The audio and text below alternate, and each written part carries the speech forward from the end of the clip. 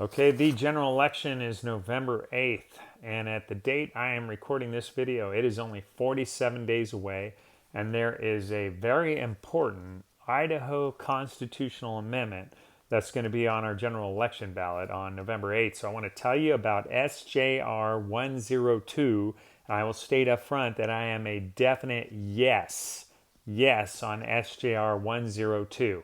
Briefly, it is going to allow the Idaho legislature to call itself into special or extraordinary sessions in times of urgency and emergency. I'm going to tell you who's opposing SJR 102, who is supporting SJR 102, and why we need SJR 102. And I'll tell you exactly what it contains. That'll tell you why we need it. So again, this is going to be on your ballot. And there's going to be this really long question, but it is going to say Idaho Constitutional Amendment.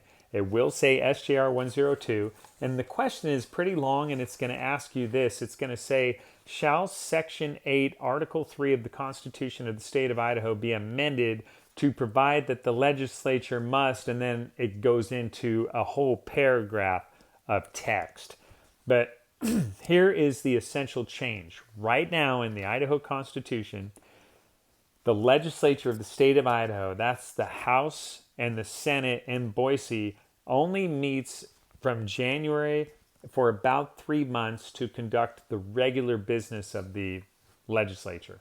Remember that the legislature is our representatives and senators. They're basically the people's representatives in the people's body. They have unique authority in the state that no one else has. They are the only ones that are able to pass Idaho law, to make changes to the law in the state of Idaho. For example, SJR 102, this constitutional amendment, had to pass the Idaho legislature already, but now it needs to be approved by us, the voters. They also are the only body that is able to appropriate taxpayer money. So when the state of Idaho collects taxes or when it receives money from the federal government, the only people authorized to decide how that money is going to be spent and what the conditions are and how much and where it's going to be spent is the Idaho legislature. So you can see that the legislature has a very important and unique role in the state of Idaho. And if they can't convene in special session during times of urgency, then for 9 months of the year, they're only subject to the governor in those times of urgency. And if he does not call them into session, we have no voice. And the legislature is as if it doesn't exist. And remember, the success of our government is that we have 3 equal branches of government. The judicial branch, the courts, are in session 12 months a year. The executive branch is in session 12 months a year. The legislature is in session only 3 months of the year. And this won't change that, but it will allow them to come back if there is an extraordinary circumstance that needs to be dealt with at some point in the other 9 months of the year. We want to give them that power because right now only the governor can do this, can call them into session. And we saw what happened during COVID.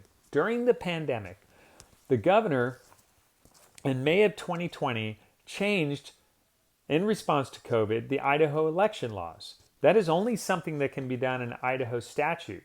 And only the legislature can implement a change to Idaho statute.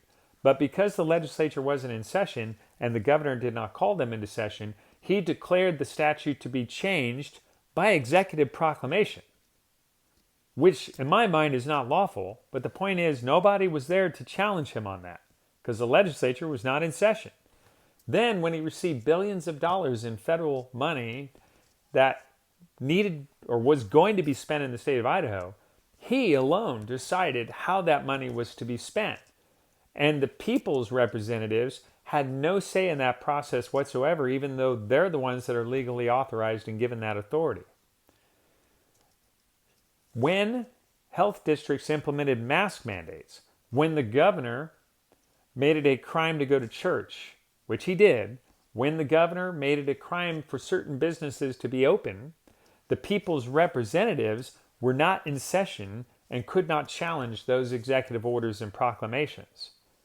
So this is why it's important, we've seen from the COVID pandemic, that we give our legislature this ability. And Idaho is unique.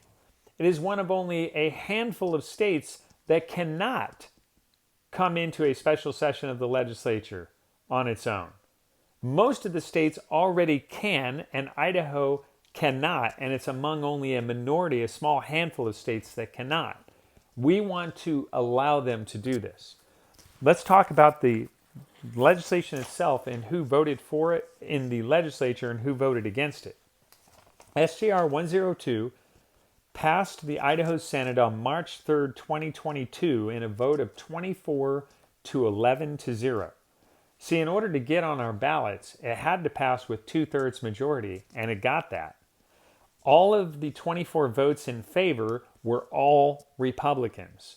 All of the Democrats in the Senate voted against the bill, and a handful of Republicans voted against the bill, literally a few of them, including the senator that I ran against in the May primary.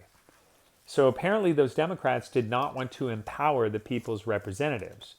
Then the legislation SJR102 went to the House, and the House passed it on April 20th of 2021, and they passed it 54 to 15 to 1.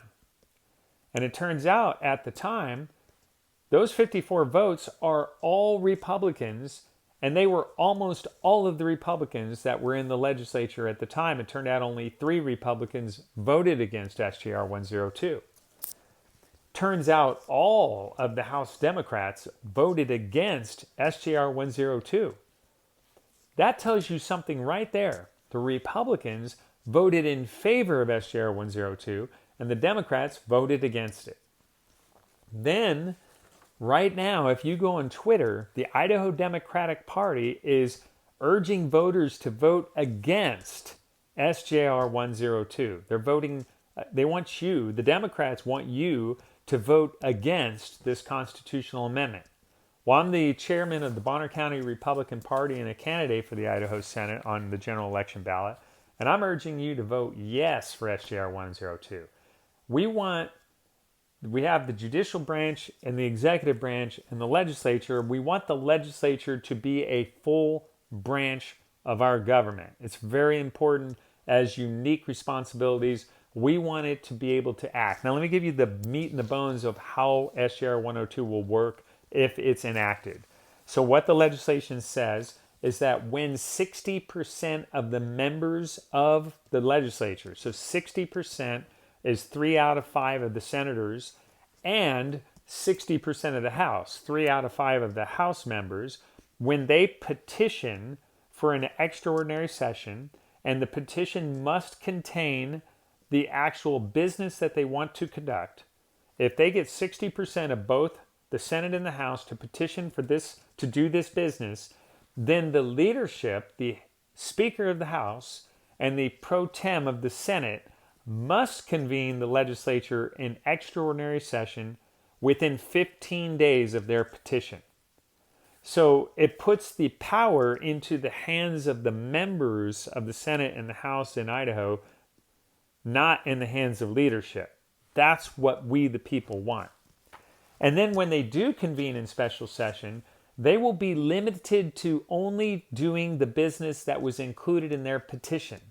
They are not allowed to conduct any other business that was outside of the bounds of their petition. That's how we know that they're not going to end up being a permanent legislature.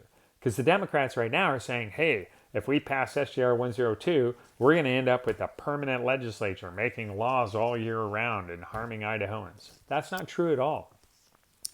The extraordinary session is only going to be allowed to conduct the business they specifically petitioned for.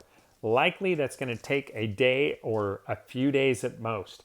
And I'm betting that rarely are you going to get 60% of the legislature to agree to even do an extraordinary session. Now, some people have said also that they believe that the Idaho Constitution already allows the legislature to meet in special session, and we just need a stronger leadership in the legislature. Well, look, we just had the COVID pandemic when we should have had a special session, and there was no strong leadership, and nobody called a special, nobody said, hey, we're going to have a special session anyway. In other words, it's not going to happen. We need to give clarity to our legislature as to when they can do this and how they can do this, and SJR102 will offer that clarity. So I am in favor of SJR 102, and I'm urging you to vote yes on SJR 102 on your November 8th general election ballot, and we need to get the vote out. We need to urge Republicans to show up to vote on November 8th and vote in favor of SJR 102. Okay, thanks for watching. Make sure you share this with your friends. Share the information about SJR 102.